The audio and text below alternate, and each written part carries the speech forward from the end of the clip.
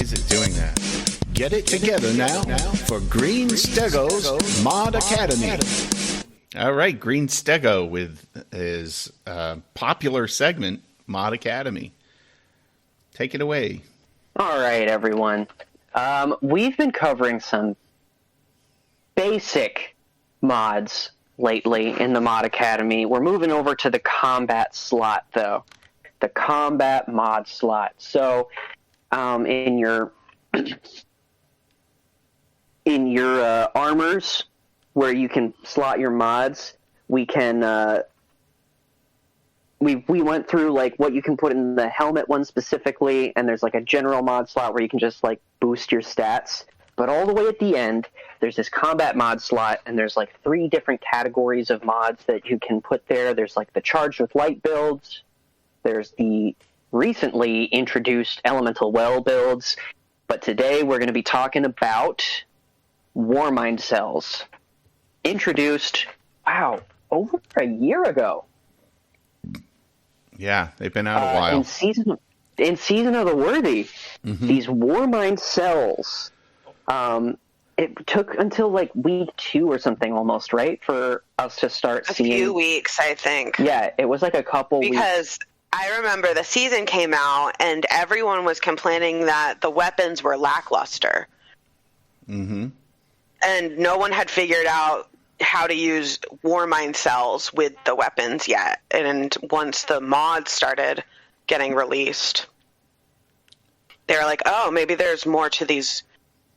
There's more to this season. Yeah. And you can see in my hands, I've in this slide there, I've got the 7th Seraph hand cannon there. So there's a slew of weapons, which, I mean, they're not like crazy meta weapons where you're getting rocked by the 7th Seraph and the Ikelos weaponry in the Crucible or anything. But when you are rocking them in PvE, and you've got some of these mods equipped, man, they really shine. So there are, basically, if you just have one of these mods equipped, what you want to do with that Warmind cell is you want to shoot it, and it's like a little bomb, and then it blows up and takes a bunch of dregs and acolytes and thrall with it. But you can enhance these Warmind cells with additional mods in the combat mod slot. So, say you're interested in rocking these Warmind cells. You want to put at least one of these mods in your combat mod slot, and you want to have a 7th Seraph or an Ikelos weapon equipped. Depending on what kind of armor you have, the elemental affinity is going to determine what you want to do with that Warmind cell. So, the traditional route is the solar that enhances the explosion. That enhances the what you want to do is as soon as that Warmind cell shows up, you want to pop it. That's Rage of the Warmind, right? That's Rage of the Warmind and its ilk. It adds, that one right there, adds additional solar damage to the explosions. There are a couple others in that family, but they all enhance or add something to the explosion. So for these, if that's the route that you want to go, your armor, you want to have mostly solar. And so that's when you can do things like add a damage over time effect to your explosion, add a healing effect to your explosion that heals you and your allies, get charged with light by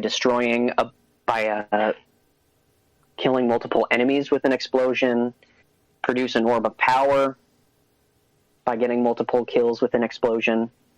So if you want to spawn those Warmind cells by getting kills with the 7th Seraph and Ikelos weapons, and then cause those explosions then solar is your root. But if you have arc armor pieces, those mods have like a different flavor to them.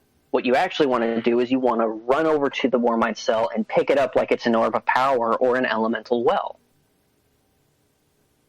And then it gives some kind of a perk upon picking it up. It could be giving you melee energy for your melee ability, because as we recall from last week, Arc has a focus on like melee abilities. So that's one of its perks. Mm-hmm. Or giving you a in this one that I've got up on the slide deck here, causes a little burst of arc energy. And then the other thing you can do with it is just kind of leave it there. And so that's the Void mods.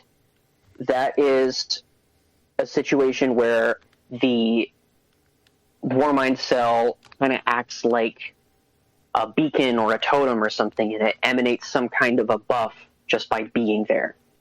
Mm-hmm. So you can see the power of Rasputin there. You gain a bonus to weapon damage against enemies that are near Warmind cells. And so that's the kind of flavor that you can spin on your Warmind cells with these Void mods. And so you can also have it be like you take reduced damage from enemies that are near a Warmind cell. These Warmind cells last longer is another Void Warmind cell mod. So can I interrupt you for a minute? Yeah, go ahead. I have this burning question.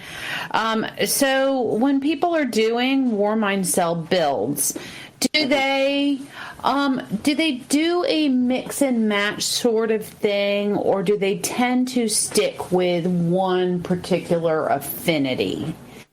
They tend to stick with one particular affinity. These kind of like all contradict each other.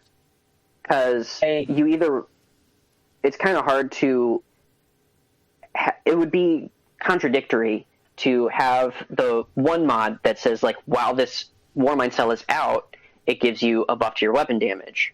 And then another mod to say, as soon as this Warmind cell is out there, you want to blow it up because it's a big, juicy bomb. Right. So, how you interact with the Warmind cell is related to the affinity, and you're going to interact with it differently depending on what that affinity is. So mixing and matching doesn't really make a whole lot of sense. Okay. And I was curious. This is why I tend to leave Warmind cells alone if I'm with, blueberries or playing with other people. And I'm not a Warmind cell creator. I kind of leave them alone because I don't know what they're wearing, Yes. And that's really what you should do. Sometimes I'll throw on global reach just so if I do see a Warmind cell, it at least has global reach. Global reach is, if you're going to do Warmind cells, the number one mod to have, which really affects all three of these types, is global reach. Whether you're causing an explosion, whether you are picking it up and creating a burst of arc energy or something like that, or whether you are having your Warmind cell emanate a damage buff or an armor buff or something, you want to have global reach. That is going to extend the radius of this Warmind cell. It really, basically, if you're doing the explosion one, it makes every Warmind cell clear the entire room. It's amazing. It's very powerful. It's very powerful. As you're talking about these, how about this? That imagine a fire team of 3, maybe doing a dungeon, and they're all the same affinity Warmind cell build, right? Everybody's on the same page. Everybody's creating these things, these cells everywhere. That could be huge, right? You could really clean out that dungeon pretty quick, I would think. Absolutely. Yeah, that's something to think about. We should do it. It's definitely something that you want to have coordinated. Coordinate, yeah. Yeah. And if you are doing just like solo, you're just playing with Warmind cells, you gotta get used to the fact that the blueberries, unless you're playing with Soul Time, they're just gonna shoot your Warmind cell as soon as they see it. Oh yeah. So solar. Go with solar. So you want to go with solar, and you want to be able to pop it as soon as you see it. So sure. The build that I saw recently, which was basically my build only very well explained, was from the YouTube Destiny creator Jarv, who fans of Houndish might know. Fans of Houndish? He was going over... Yeah, fans of Houndish. He streams... He plays with Houndish whenever Houndish is showing content for like a dungeon or any kind of a walkthrough ability. Jarv is always there. If it's like showing where something is. If you have a sharp eagle eye. Yeah. If you know who you're looking for. Yeah. Anyway, so shout out to him because he put together a pretty good build video, and he uses Warmind cells for this, where he's using the 7th Seraph Arc SMG, which is slightly different from the Ikelos Arc SMG. But he got a good roll on that, so that's the one that he's using, and he uses a sniper rifle in his kinetic slot so that he can pop those Warmind cells with one shot. That's actually kind of cool, I gotta admit. Yeah, it is.